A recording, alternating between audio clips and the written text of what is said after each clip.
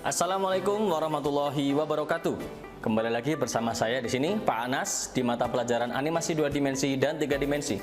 Pada video kali ini saya akan menjelaskan tentang prinsip-prinsip dasar animasi. Seperti yang kita ketahui, animasi merupakan ilusi pergerakan yang didapatkan dari sekumpulan gambar yang disusun beraturan dan memiliki alur pada suatu waktu yang ditentukan. Nah, untuk membuat animasi yang terlihat menarik, terlihat dramatis, dan dengan gerakan yang alami atau realistis, seorang animator harus memperhatikan prinsip dasar animasi. Adalah Frank Thomas dan Ollie Johnston, animator dari Disney, dalam bukunya The Illusion of Life, Disney Animation. Pada tahun 1981, mereka mendefinisikan 12 prinsip-prinsip dasar animasi. Prinsip animasi yang pertama ialah squash and stretch. Prinsip squash and stretch merupakan prinsip dasar animasi untuk membuat ilusi kekerasan suatu permukaan sebuah objek. Contohnya, objek dengan permukaan bersifat lunak dan empuk ketika menghantam permukaan lain yang bersifat keras, maka akan terjadi perubahan bentuk atau deformation hingga kembali ke bentuk semula. Sementara itu, objek dengan permukaan yang bersifat keras, jika menghantam permukaan yang keras, bentuknya tetap dan tidak mengalami perubahan. Perhatikan ilustrasi bola yang dilemparkan ke lantai berikut ini. Prinsip squash and stretch adalah prinsip yang mengarahkan pada upaya pemberian efek kelenturan pada objek atau karakter yang dibuat. Dengan prinsip ini, objek atau karakter yang dibuat dapat memperlihatkan seolah dapat memuai atau menyusut. Pemberian efek kelenturan pada prinsip squash and stretch akan memperlihatkan sebuah hasil karya animasi yang lebih hidup dan lebih alami. Yang kedua adalah solid drawing. Solid drawing merupakan prinsip animasi yang menekankan pada kemampuan animator dalam membuat gambar. Selain memiliki kemampuan teknik menggambar yang baik, animator juga harus memiliki kepekaan terhadap anatomi, keseimbangan, berat, komposisi, dan pencahayaan. Kepekaan tersebut dapat dilatih secara terus-menerus dengan menggambar, sehingga animator tersebut memiliki kemampuan menggambar yang konsisten dari berbagai angle dan konsisten dalam setiap frame. Hal ini menyebabkan segala hal yang menempel pada gambar karakter yang dibuat, seperti atributnya, pakaian, atau aksesoris lainnya, tetap berada pada posisi dan ukuran yang sama dalam angle dan frame yang berbeda. Yang ketiga adalah staging. Staging dalam animasi meliputi bagaimana lingkungan dibuat guna mendukung suasana atau mood yang ingin dicapai dalam sebagian atau keseluruhan scene.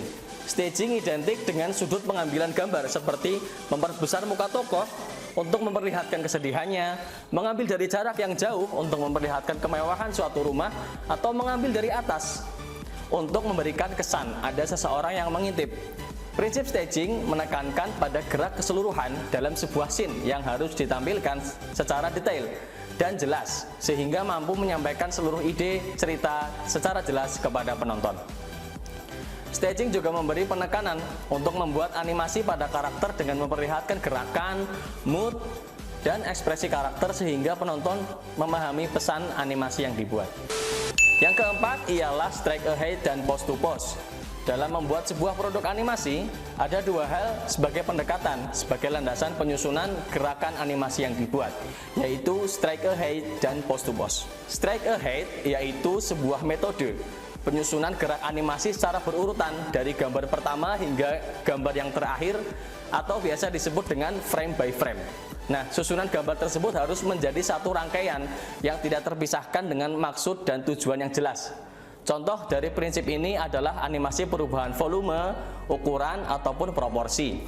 Pose to pose yaitu sebuah gerakan metode penyusunan gerak animasi yang hanya digambar pada keyframe tertentu saja. Gerakan-gerakan utama atau key pose yang dibuat telah disiapkan dan direncanakan atau di-planning terlebih dahulu, sehingga penyusunan gerakan akan terlihat terstruktur dengan baik. Keunggulan dari metode penyusunan pose to pose yaitu waktu pengerjaan lebih cepat karena gerakan antara atau in between dari masing-masing key pose dapat dilakukan dengan mudah. Kemudian yang kelima adalah slow in dan slow out. Secara alamiah, sebuah gerakan akan mengalami percepatan dan perlambatan.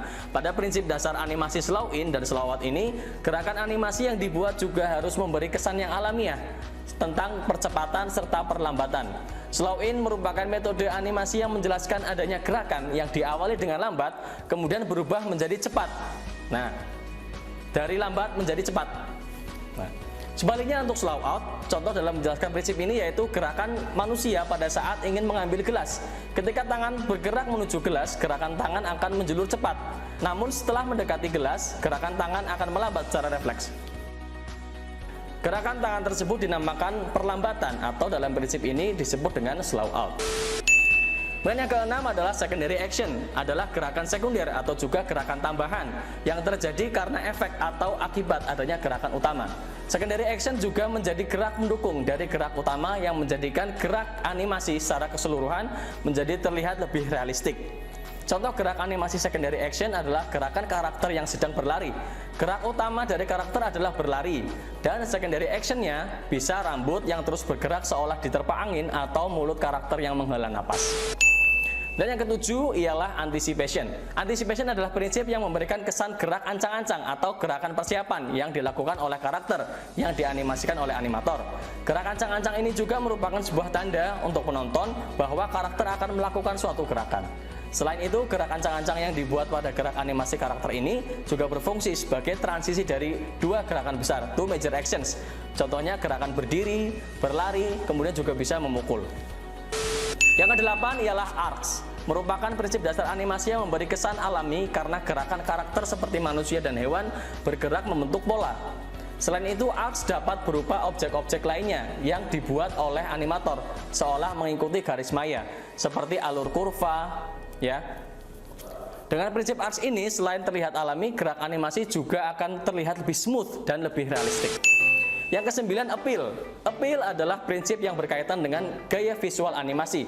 Prinsip animasi appeal akan membuat penonton dapat dengan mudah mengidentifikasi originalitas dan asal produksi animasi berasal. Setiap karakter memiliki ciri khas tersendiri dari segi visualnya. Mereka memiliki gaya tersendiri dalam pembuatan karakter animasi. Yang ke-10 ialah follow through dan overlapping action. Follow through merupakan sebuah prinsip dasar animasi yang menekankan pada gerakan animasi bagian tubuh lain yang tetap terus bergerak walaupun tubuh atau bagian telah berhenti bergerak atau diam. Contohnya gerak animasi helaian rambut yang terus bergerak walau tubuh badan sudah tidak lagi berlari. Contoh lainnya adalah gerakan baju yang dipakai oleh karakter karena seolah adanya tiupan angin walaupun karakter tidak melakukan gerakan. Konsep dasar dari prinsip animasi follow through adalah gerak animasi dari objek atau karakter yang saling berhubungan, tetapi tidak bergerak secara bersamaan. Dari beberapa objek yang saling berhubungan tersebut, akan ada satu objek utama yang menjadi lead, dan objek lainnya akan mengikuti, tetapi tidak bergerak secara bersamaan. Overlapping action merupakan prinsip dasar animasi yang memperlihatkan gerakan yang saling mendahului, overlapping. Gerakan yang dilakukan oleh beberapa objek tersebut merupakan gerakan yang sama, namun gerakannya dalam waktu yang tidak bersamaan dan saling mendahului atau gerakan saling silang. Contoh animasi dalam prinsip overlapping action yaitu gerak tangan dan kaki saat gerak animasi karakternya berjalan atau berlari. Kemudian yang ke-11 ialah exaggeration. Prinsip animasi exaggeration adalah menekankan tentang gerakan animasi memiliki unsur dramatis dan cenderung hiperbolis atau dilebihkan. Gerakan animasi yang dramatis ini biasanya disajikan dalam genre animasi komedi karena beberapa gerakan yang dramatis tersebut juga cenderung terlalu ekstrim dan dalam ekspresi yang tertentu. Beberapa film animasi yang berhubungan dengan prinsip animasi ini ialah diantaranya Tom and Jerry, Donald Duck, dan Doraemon. Kalian bisa lihat di sana contohnya. Contoh gerak animasi yang terlihat dalam prinsip animasi ini misalnya animasi air mata yang mengalir seperti air terjun ketika menangis. Yang terakhir atau ke-12 ialah timing and spacing. Sesuai dengan artinya, prinsip dasar animasi timing adalah prinsip tentang penentuan waktu. Gerakan harus dilakukan. Merupakan proses untuk menentukan banyaknya gambar yang perlu dibuat di antara dua key pose atau yang biasa dikenal dengan istilah in between. Sementara itu, spacing adalah prinsip tentang percepatan dan perlambatan yang ada dalam gerak animasi yang dibuat. Nah, prinsip ini juga diperkuat oleh pendapat dari animator profesional Walt Disney yaitu Grim Netwick yang mengatakan bahwa animasi adalah tentang timing and spacing. Contohnya ketika menentukan pada frame keberapa sebuah objek bersentuhan dengan objek lainnya. Nah, untuk mempermudah mendefinisikan 12 prinsip animasi ini, kalian perlu memperhatikan hal berikut ini, yaitu 6S, 3A, F, E, T. Yaitu 6S, squash and stretch, solid drawing, staging, strike ahead, dan pose to pose. slow in dan slow out, dan secondary action. Kemudian untuk 3A yaitu anticipation, arcs, dan appeal. Dan F yaitu follow through dan overlapping action, E untuk exaggeration, dan T untuk timing dan spacing. Demikian materi prinsip-prinsip dasar animasi yang bisa saya sampaikan. Terima kasih, semoga bermanfaat. Tetap sehat dan semangat. Wassalamualaikum warahmatullahi wabarakatuh.